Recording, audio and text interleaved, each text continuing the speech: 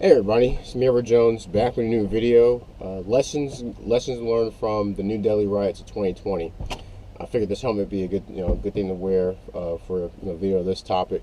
I'm gonna try to keep this one quick because it's kind of hot. It's kind of hot in this truck. I'm on my way to the auto parts store to return a part. I had to get the cord charge for a part just replaced. But anyway, someone in the comment section a while back asked me to talk about the riots in New Delhi that happened in February. I think it carried out into March.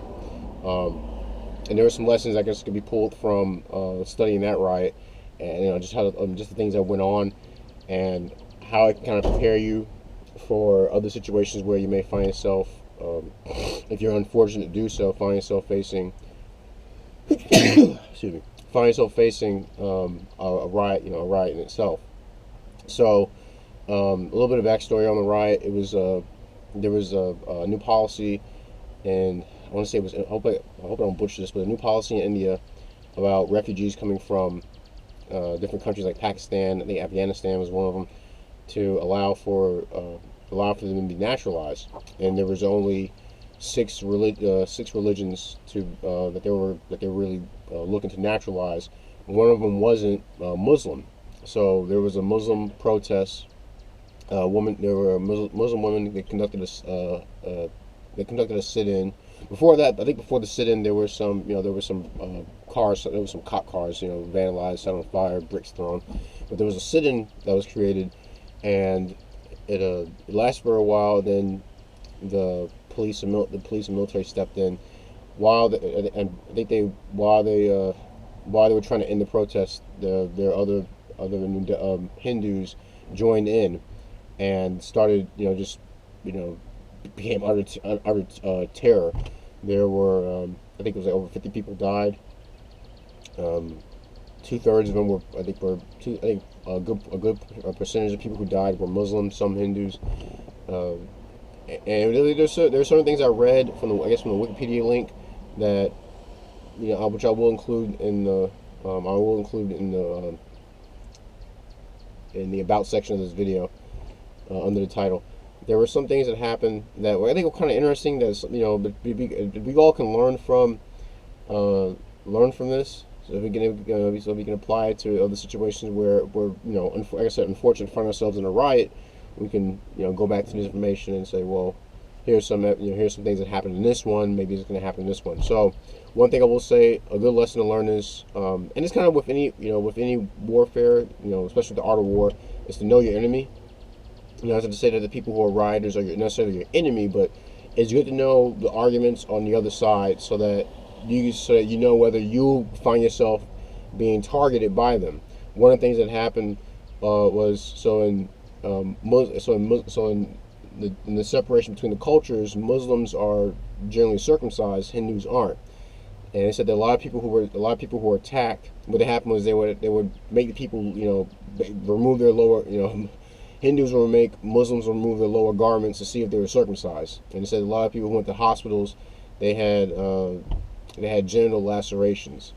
So I'm guessing that they had people who they were either, I guess, kind of maiming them, or tried to, or if you found to be circumcised, I guess they were finish the job, I suppose, to put it bluntly.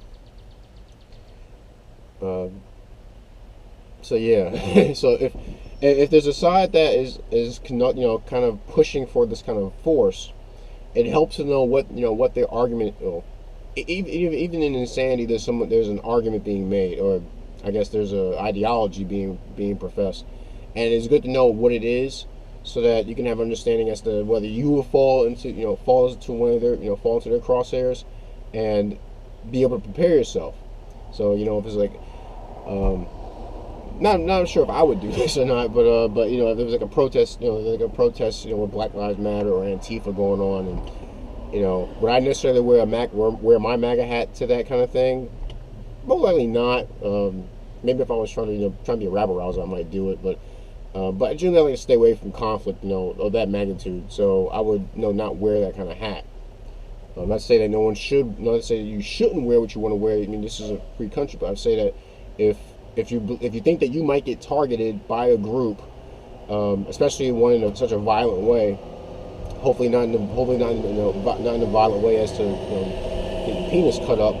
But if you find yourself to be targeted, then if you want to wear what you want to wear. But I'll say proceed with caution. If you're gonna wear something that causes you to get targeted, make sure you have a way of defending yourself, to say the least. But I'd say it's much more wise to not get involved in that in the first place. So one of the things also was done where there were cars that were burned. A lot of police cars were burned, as we've seen in many riots here in the U.S. Cop cars get burned. I think it helps to know that if you have any personal property that might be near an area that is being targeted, if you can move that property, move it. So if you have a car, get it out get it out of that area. If you have something that's more stationary, like a business, I would say do the best you can to protect it. Have not just firearms, but also have lots of fire extinguishers, because you want to stay as long as you need to. If there's an issue of fire, you may have to wonder. It's up to you to decide whether you need to stick around to protect your stuff. I'm not the type to say that that's what insurance is for, because listen, I'm not paying your premium, so I can't make that determination for you. That's for you to decide. If you think that your property can't get taken care of by insurance, and you think it's not worth the risk, then proceed, go along with that. Leave if you have to.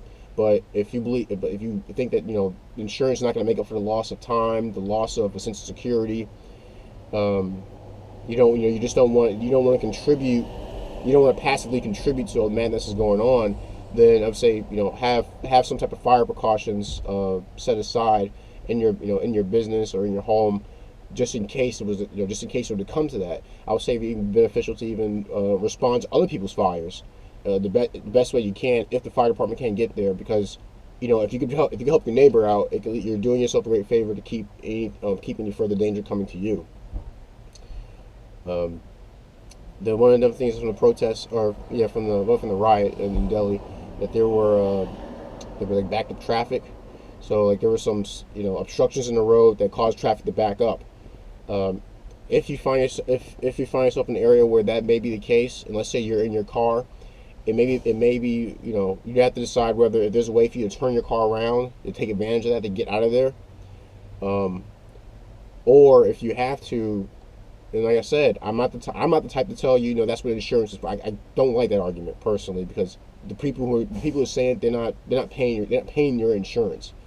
That's up to you to decide whether your insurance will take care of it. But if you have to leave your car and go on foot, be prepared to make that decision. I would say like in my truck, I just carry one of these, or I can't. Actually, this is my second one, and this is just a half a gallon of water. It's just for just in case I get stranded somewhere and I have to get out the truck, and go on foot. I do keep a fire extinguisher in this truck as well, along with some other tools that would help with repairs to my vehicle, or if I have to get do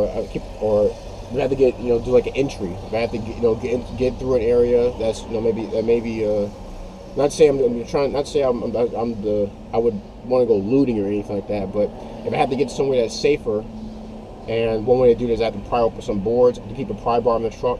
So just think about things like that. If you have to proceed on foot, be prepared to do so, because you don't want to be stuck in your car when there's a lot of stuff going on, and especially when you can't move your car.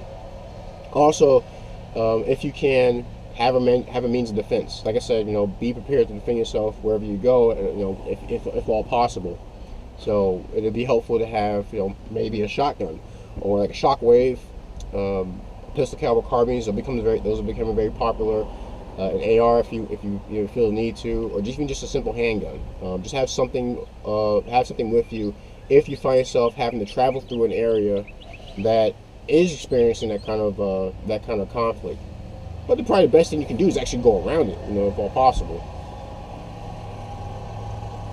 But those are some things I want to talk about. Like I said, someone in the comment section asked me to do a little video about the riots in New Delhi from this year, and I figured I'd check out a little bit and maybe pull some information from that, and turn into some sound advice. But please tell me what you think. Were you up to speed with what went on in India at that time of the year? Please share your thoughts. Hope you guys are staying safe, especially those who are in Seattle. I don't know what to say about that. I might do a video about that later on. Actually, if anything, the video I'm doing now may apply to what's going on in Seattle. So leave a comment in the comment section, like, share, and subscribe. If you want to make a donation to the channel to help with cool headgear like this and other various projects that I get into. Hold this window up. Just go to my homepage on YouTube. Look for the Give Up That Cheese button. Go to PayPal. Donate any amount you would like. I want to give a shout out to. I wish I could remember your name, but I know you donated $10. You know who you are. Make yourself known in the comment section. And I give you and I'll call you out as soon as I can remember who your name was. But that's my video. Hope you guys liked it. If you got any gripes, complaints, send me a PM. I see what I can do to address them. That's my video. Lessons learned from the New Delhi riots of 2020. I'm Edward Jones. You guys take care and God bless.